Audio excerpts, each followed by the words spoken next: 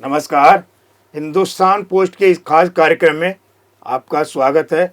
मैं हूं महेश सिंह और आज का जो हमारा विषय है बहुत ही खास है, बहुत ही विशेष है, जिसकी वजह से हमारा पूरा देश परेशान है, हमारी सरकारें परेशान है, लेकिन उसका कोई हल नहीं निकल पा रहा है। आप समझ सकते हैं, हम बात कर रहे हैं बांग्लादेशी घुसपैठियों की। ये बांग्लादेशी घुसपैठिए हमारे देश के लिए कितना खतरनाक है, ये कोई भी इसको समझ सकता है, इमेजिन कर सकता है।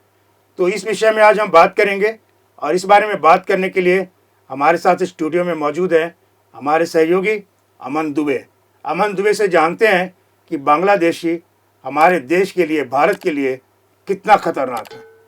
अमन दुबे बताएं कि ये बांग्लादेशी जो है इनकी संख्या दिनों दिन बढ़ती जा रही है।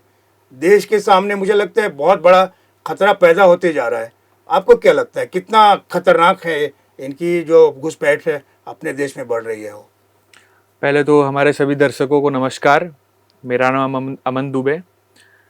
बांग्लादेशी आज के समय हमारे देश में ऐसा मुद्दा हो गया जैसे कि हमारे घर में जब कोई फर्नीचर होता है उसमें दीमक लग जाता है, धीरे धीरे वो फर्नीचर को ख़राब करता है। तो वैसे ही ये बांग्लादेशी घुसपैठी जो हैं पश्चिम बंगाल के रास्ते, अनेक देशों के रास्ते जो भारत में आ रहे हैं, ये हमारे देश को वैसे ही धीरे धीरे खा रहे हैं। इनको जल्द से जल्द इन पर कार्रवाई करनी चाहिए, जो कि सरकारें कर रही हैं। अलग अलग राज्य सरकारें कार्रवाई कर रही हैं, चाहे वो महाराष्ट्र हो और उत्तर प्रदेश हो, बिहार हो, आसाम हो, उत्तराखंड हो। तो दिल्ली हम कह नहीं सकते उतना। दिल्ली में तो उन्हीं के कारण केजरीवाल कहें तो वोट बैंक हम कह सकते हैं, बांग्लादेशियों के वोट बैंक है। तो सरकारें कार्रवाई कर रही हैं, थोड़ा धीरे चल रही है कार्रवाई, लेकिन आने वाले समय में हमारी केंद्र सरकार इन बांग्लादेशियों पे कड़क कार्रवाई करते हुए भी इनको हमारे भारत देश से निकालकर बांग्लादेश वापस भेजेगी। देश के जो दो महानगर हैं, दिल्ली और मुंबई, देश की राष्ट्रीय राजधानी दिल्ली और देश की अघोषित रूप से आर्थिक राजधानी मुंबई, ये दोनों ही जो शहर हैं, महानगर हैं, बहुत ही महत्वपूर्ण है। और मुझे जहाँ तक जानकारी है कि अपने लोगों से, रिपोर्टर्स से और खबरों से, जहाँ से भी, तो मुंबई में उनकी आबादी दिनों दिन बहुत बढ़ती जा रही है। हालांकि पता नहीं लगता, लेकिन वो उनकी आबादी बहुत तेज़ी से बढ़ रही है। तो ये जो दोनों अपने महानगर हैं, ये तो ज़्यादा खतरनाक होंगे अपने देश के लिए। नहीं, आपने बहुत ठीक प्रश्न पूछा और मैं आपको इसमें बता देना चाहता हूँ। महाराष्ट्र जैसे शहर प्रदेश में और मुंबई जैसे शहर में जो भी छोटे वर्ग के काम होते हैं, चाहे वो मजदूर हो या किसी होटल लाइन में हो, तो ये सब में आपने देखा होगा तो बांग्लादेशी बहुत हैं। पहले क्या होता था कि पहले होटल्स लाइन में हम अनेक नागरिकों को देखते थे, जैसे नेपाल से कुछ लोग काम करते थे और हमारे महाराष्ट्र में भी यूपी बिहार से आए लोग रहते थे, वो काम करते थे। मराठी लोग भी काम करते थे। पर पिछले कुछ सालों में आपने देखा होगा कि होटल लाइन में भी ये बांग्लादेशी घुसपैठियों ने अपना कब्जा जमाया है। क्योंकि पहला कारण तो ये है, ये कम पैसे में काम करते हैं। सबसे बड़ा कारण ये है। और जब आपके पास कोई कम पैसे में काम करेगा, जैसे आप होटल मालिक हैं, आपके पास कोई कम पैसे में काम करे तो आपको भी उस पर चिंता नहीं होगी कि हाँ भाई कम पैसे में काम करे तो ठीक है। आपको तब नहीं समझ में आता है जब आपके साथ कुछ हादसा हो जाए, कोई बड़ी दुर्घटना हो जाए, आपके देश पे जब चोट आए। आज बांग्लादेश में आज क्या हो रहा है, आज हमारे हिंदू भाई बहन मारे जा रहे हैं। हम आक्रोश हो रहे हैं। वो आक्रोश हमें सोशल मीडिया और मोबाइल द्वारा नहीं निकालना है, वो आक्रोश हमें यहाँ निकालना है। जो बांग्लादेशी हमारे आसपास घुसे बैठा है, जो हमारे पास काम कर रहा है, उसको हम तुरंत उस पर कार्रवाई करें और उसको भगाएं। और भगाने से भी कुछ काम नहीं होगा, तो आप उसको सरकार द्वारा, सरकार के मन में भरिए, सरकार को उसको जानकारी दिला कि उसको सजा दी जाए। इसे वापस भेजेंगे तो वापस आना ही आना है उनका, किसी न किसी दूसरे रास्ते से। जनता की जागरूकता भी बहुत जरूरी है, क्योंकि बहुत सारे स्लीपर सेल बने हुए हैं देश में और वो आतंकवादियों को बढ़ावा देते हैं, बांग्लादेशी घुसपैठियों को बढ़ावा देते हैं। हाँ, तो मुझे लगता है कि उनके सहयोग के बिना ये संभव नहीं है। क्या लगता है? नहीं, आपने बहुत ठीक बताया कि अभी हाल फिलहाल में, अगर आपने खबर पढ़ी होगी, अगर हमारे दर्शकों ने पढ़ा होगा, तो पिछले 10 दिन पहले मुंबई से एजेंट्स गिरफ्तार हुए थे, 2-3 एजेंट्स गिरफ्तार हुए थे जो बांग्लादेशियों को मुंबई में और देश के अलग अलग कोनों में लाकर रखते थे। तो इनमें 3 मार्ग होते हैं, मैं आपको बता दूं तो जल से लाया जाता है, हवा से लाया, हवाई मार्ग से लाया जाता है, और सड़क बॉर्डर मतलब सड़क मार्ग से भी लाया जाता है। तो हवा मार्ग से कैसे लाते हैं मैं आपको बता दूं, ये लोग नेपाल ऐसे अलग देशों में पहले बांग्लादेश से उनको वहां लेके जाते हैं और फिर नेपाल वगैरह से इनका जो भी पासपोर्ट वगैरह वीजा बनवाकर देश में, हमारे भारत देश में इनको ला के रख देते हैं। तो ये बहुत बड़ा जुर्म है, इस पे कार्रवाई होनी चाहिए। एजेंट्स तो गिरफ्तार हुए हैं, पर वो एजेंट्स को ऐसी सजा दे सरकार, ऐसी सजा दे कानून कि वो फिर ऐसा काम ना करें, और वो बताएं कि हमने आज तक कितने बांग्लादेशियों को, कितने घुसपैठियों को इस भारत देश में, हमारे भारत देश में लाकर रखा है। तो उनको बताना चाहिए और उन पर कार्रवाई होनी चाहिए। मैं तो बोलूं उनको फांसी की सजा दी जानी चाहिए। हमारे घर में कोई अगर आ जाए, तो हमारे घर में अगर कोई मेहमान आ जाए, अगर वो 10-15 दिन से ज्यादा रुक जाता है, तो हमको चिड़चिड़ मन में होती है। तो कोई बांग्लादेशी, कोई दूसरे देश का नागरिक हमारे देश में आके कैसे रह सकता है? तो इस पर सरकार सोचे। मुझे लगता है कि ये जो घुसपैठिए बांग्लादेशी हैं, उससे ज्यादा खतरनाक अपने देश के वो लोग हैं जो उनको किसी न किसी रूप में शरण देते हैं, जो स्लीपर सेल का काम करते हैं, उनको रहने का, उनके कागजात दस्तावेज बनवा देते हैं, पक्का आधार कार्ड बनवा देते हैं, ये सब काम करने में मदद देते हैं ताकि वो यहाँ पर लीगल तरीके से मैं आपको जरा डिस्टर्ब करना चाहूंगा। कागजात की आपने बात बोली, तो मैं आपको बता दूं, कागजात तो ऐसा हो चुका कि आप किसी जेरोक्स की दुकान पे जाओ, उसको बोलो कि मुझे आधार कार्ड बना के देना है, तो तुरंत आपको बना के दे देगा। तो सरकार को डॉक्यूमेंट्स पर काम करना बहुत जरूरी है। कि मैं आपको बताऊं कि अगर कोई नियम बनते हैं तो उसको 10 नियम तोड़ने के लिए भी बनते हैं। तो जो 10 नियम इंडिया में जो है कानून बनने से पहले तोड़ने के नियम, तोड़ने का कानून बन जाता है। तो वो सब ना बने, सरकार उस पर काम करे, केंद्र सरकार हो चाहे राज्य सरकार हो, वो उस पर काम करे कि लोग जब कोई दस्तावेज बनाते हैं तो वो किसी डॉक्यूमेंटेशन से, किसी के राज्य सरकार या केंद्र सरकार से वो डायरेक्ट टाइप हो।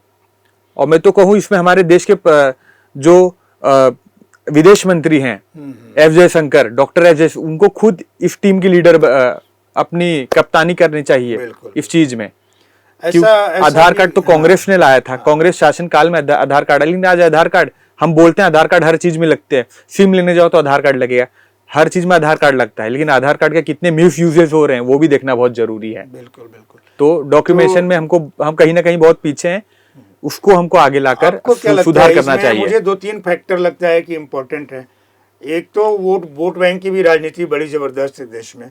जैसे पश्चिम बंगाल में खासकर वो पूरा डेमोग्राफी देश की बदल रही है, और इस वजह से ममता बनर्जी या किसी भी सरकार के लिए मुसलमानों और बांग्लादेशी से मुसलमान आए, घुसपैठिए आए हैं, उनका विरोध करना मुश्किल हो रहा है, क्योंकि वो उनके एक ज़बरदस्त वोट बैंक में बन गए हैं। तो उस वजह से अगर उनको लगता है कि हम इनको तुष्टीकरण नहीं करेंगे, हम इनको देश से बाहर निकालेंगे या हम इनके हित की बात नहीं करेंगे, तो हमारी सरकार को प्रॉब्लम होगा, हम सत्ता से बाहर जा सकते हैं। तो ये जो पूरा तुष्टीकरण है और एक वोट बैंक की राजनीति है, कितना खतरनाक है देश के लिए बांग्लादेशी घुसपैठियों के संदर्भ में। वोट बैंक की राजनीति में सिर्फ ममता बनर्जी या अरविंद केजरीवाल या भाजपा सरकार पर तो नहीं लगाऊंगा नाम, उनका आरोप नहीं लगाऊंगा, क्योंकि नेता कब किस मोड़ पर बदल जाए वो किसी ने नहीं देखा है। सबको सत्ता की लालच है। बिल्कुल। किस विधानसभा में, किस लोकसभा क्षेत्र में कितने बांग्लादेशी घुसपैठिए बैठे हैं ये किसी को नहीं पता है, और सबके वोटर कार्ड हैं ये भी आप जानते हैं। आए दिन खबरें आती हैं। आज दिल्ली में क्या हो रहा है, भाजपा ने मुहिम छेड़ी है कि जितने भी फर्जी वोटर्स हैं, वोटिंग कार्ड्स हैं, जितने फर्जी, उनको सबको निकाला जा रहा है, जिनके जहां डबल वोट्स हैं उनको काटे जा रहे हैं। जब भाजपा दिल्ली में अपना सत्ता जमाने के लिए, दिल्ली में अरविंद केजरीवाल सरकार को हराने के लिए जब कदम उठा रही है, तो भाजपा यही कदम पश्चिम बंगाल में क्यों नहीं उठा रही है? आज एक अगर मेरे अनुमान गलत नहीं होंगे तो आज पश्चिम बंगाल में नहीं बोलकर तो 1 करोड़ के लगभग बांग्लादेशी घुसपैठ हैं। बिल्कुल। वो कहाँ से ऐसा घुस रहे हैं? बीजेपी का आरोप फिर है, एक मिनट मैं आपको भाजपा का। बताना चाहूंगा। बिल्कुल बोलिए, बताइए। मैं भाजपा पर आरोप नहीं लगा रहा हूं यहाँ, मैं एक एंगल बता रहा हूं कि भाजपा केंद्र सरकार में हमारी इतनी ताकत है, वो हर राज्य में ये शासन लाए जिसके डबल वोटर्स हैं। जैसे वन नेशन वन इलेक्शन आ रहा है ना, तो ऐसे एक वोटिंग के लिए भी, एक वोटिंग कार्ड के लिए भी कुछ नियम लाए जिससे हमको जानकारी हो कि आदमी कहाँ का है और किस विधानसभा क्षेत्र, किस लोकसभा क्षेत्र में वोट डाल रहा है। अमन, आपको तभी बता दूं सही कि राजनीति होगी। देश में 2 कानून बने हैं, बहुत मजबूत बने हैं, लेकिन उसका कुछ असर ज़्यादा नहीं दिख रहा है घुसपैठियों पे।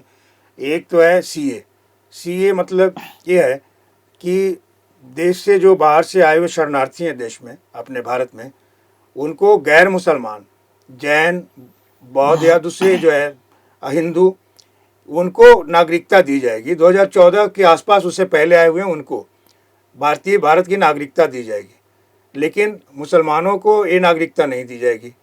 और दूसरा जो है एनआरसी ये है कि उसमें जितने भी देश के लीगल जो वैध जो नागरिक हैं, उनके सबके एक रजिस्टर तैयार किया जाएगा। उसमें सब जो लीगल जो वैध है नागरिक, सिर्फ उनके ही नाम रहेंगे। लेकिन ये दोनों सीए तो देश में लागू है, सीए तो देश में लागू हो गया है, कुछ लोगों को नागरिकता भी मिल गई है। हाँ। और एनआरसी देश में लागू नहीं है, सिर्फ असम में लागू है। असम में ये काम पूरा हुआ है या चल रहा है कि वहाँ जो वैध नागरिक हैं उनके रजिस्टर तैयार की जा रही है। तो ये एनआरसी पूरे देश में लागू नहीं हो सका। क्या इससे कुछ असर पड़ेगा घुसपैठियों को बाहर करने में, अगर ये लागू किया जाए तो?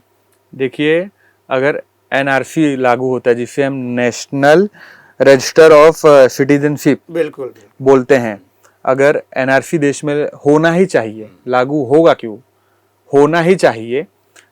अगर जिस दिन हमारे देश में एनआरसी लागू होता है, उसी दिन से बांग्लादेशी घुसपैठियों की, या जो अनेक घुसपैठी हमारे भारत देश में घुसकर बैठे हैं, छुप कर बैठे हैं, उनकी कहीं ना कहीं हवा टाइट होगी। इनका एनआरसी सीएए का नाम सुनते ही इनके में ज्वाला भड़कने लगती है, कि डर जाते हैं। ये किसी को डराने की, सीएए और एनआरसी किसी को डराने के लिए देश की बात है। बिल्कुल बिल्कुल। अगर आप सच्चे हिंदुस्तानी हैं तो आपको देश के लिए आगे बढ़ना है, तो किसी का सपोर्ट नहीं करना है। आपने देखा होगा जब सीएए की बात हुई थी, जब 2019 में इसका बिल पास हुआ था, 2020 में राष्ट्रपति जी द्वारा हस्ताक्षर कर इसको पास, 2024 से लागू है सीए। हाँ, तब कितने प्रदर्शन हुए थे, दिल्ली हो, ऐसे देश के अनेक कोने में प्रदर्शन हुए थे। ये प्रदर्शन कौन कर रहे थे? ये विपक्ष के लोग ही प्रदर्शन करवाते, कि विपक्ष का वोट बैंक है। तो विपक्ष जो है ना, एक मैं आपको बता दूं, विपक्ष जो है ना, वो देश नहीं देख रहा है, ये घुसपैठियों को देख रहा है, अपना वोट बैंक देख रहा है। तो ये बहुत गलत बात है कि लोग हिंदुस्तान, जिसकी आज देश मिसाल दे रही है, अमेरिका तक हिंदुस्तान का आवाज उठता है। तो ऐसे ही हमारे यहाँ के राजनेताओं को, हमारे यहाँ के जनता को समझना होगा कि हमारा भारत देश कितने मुश्किल समय से गुजरा था, और आज हम कहीं का इतना उभरे हैं, तो हम वापस देश को खड्डे में ना डालें। ये हमारे देश के राजनेताओं को समझना होगा और कानून लाना होगा। सीए भी ठीक कानून है, एनआरसी भी ठीक कानून है। जिसका समर्थन करता है तो वो ठीक, और जो नहीं करता उसको सजा दी जाए। कैसे नहीं करते हैं समर्थन? सरकार जो है एनआरसी के मामले में सिर्फ असम में लागू हो पाया, पश्चिम बंगाल धीरे धीरे हर जगह लागू होगा। उत्तर प्रदेश में भी लागू होगा, उत्तराखंड में भी लागू होगा, बिहार में, दिल्ली में, महाराष्ट्र में। तो अभी तो जो है काफ़ी मुश्किल लग रहा है, लेकिन भविष्य में शायद ऐसा होगा कि हमारी सरकार इसमें सफल हो, बांग्लादेशी घुसपैठियों को बाहर करने में। बांग्लादेशी घुसपैठियों को बाहर करना है, संक्षिप्त में बताएं, क्या संभव हो सकेगा कभी? अगर बांग्लादेश घुसपैठियों को बाहर करना है तो पहली बात तो यही है, सभी राजनेताओं को एक होना पड़ेगा और हिंदू राष्ट्र बनाना पड़ेगा। जिस दिन हिंदू राष्ट्र की घोषणा होगी, उस दिन बांग्लादेशियों को अक्ल आएगी, उस दिन वो खुद सोचेंगे हिंदू राष्ट्र है, यहाँ जाने से पहले 10 बार सोचना होगा। अमन दुबे, आप हिंदू राष्ट्र की बात कर रहे हो। अब देश का डेमोग्राफी इतनी तेज़ी से बदल रहा है, हिंदुओं का पॉपुलेशन दिनों दिन कम होते जा रहा है। आंकड़े बताते हैं कि मुसलमानों के पॉपुलेशन बहुत तेज़ी से बढ़ रहे हैं और हिंदुओं के पॉपुलेशन जो आबादी है, जनसंख्या है, बहुत तेज़ी से घट रहा है। तो आपको लगता नहीं कि ये डेमोग्राफी जब बदलेगा देश का अगले 40-30 साल 50 साल में, तो देश में हिंदू राष्ट्र तो छोड़ो, कुछ और ही उल्टा असर हो सकता है? पहले क्या होता था, हम हिंदू हिंदू एक दूसरे को भाई नहीं कहते थे, जातिवाद की राजनीति करते थे। तू यादव है, तू ब्राह्मण है, तू ठाकुर है, तू जय भीम है, तू मराठा है। पर आज ये नहीं है हिंदुओं में। आज हिंदू एक हो रहे हैं, तभी आज हमारा राम मंदिर बनकर खड़ा हुआ है। तो थोड़ा और समय लगेगा, हम हिंदू एक आएंगे और हिंदू राष्ट्र बनेगा। और मैं आपको बता दूं, बांग्लादेश की जो सीमाएं हैं हमारे प्रदेशों से लगी हुई, पश्चिम बंगाल से, झारखंड से, आसाम से, जिससे भी सीमाएं लगी हैं, वहाँ फेंसिंग का काम बहुत तेज़ी से चल रहा है। 7 चरणों में फेंसिंग का काम चालू है। तो ये फेंसिंग का काम पूरा होगा, उसके बाद से सरकार की आप कार्रवाई देखिएगा कि सरकार कैसे ही बांग्लादेशी घुसपैठियों को भारत से निकाल कर बाहर फेंकेगी। चलिए, हम भी उम्मीद करते हैं कि बांग्लादेशी घुसपैठियों को देश से जल्द बाहर निकाला जाए और देश को सुरक्षित किया जाए। हम ऐसे ही, हमारे देश में समस्याएं हैं, हर देश में समस्याएं होती है, तो बांग्लादेशी घुसपैठियों की वजह से हमारी सरकार जो है दूसरी समस्याओं पे ध्यान ज़्यादा फोकस नहीं कर पा रही है। तो हम चाहते हैं कि बांग्लादेशी वो जल्द से जल्द देश से बाहर निकाला जाए, भारत से बाहर निकाला जाए, उनको वापस किया जाए। और अमन दुबे को भरोसा है कि सरकार हम एक दिन अगले कुछ वर्षों में इसमें सफल होगी। हम भी उम्मीद करते हैं। इसी के साथ एक कार्यक्रम ख़त्म करते हैं, अगले कार्यक्रम में मिलेंगे फिर। नमस्कार।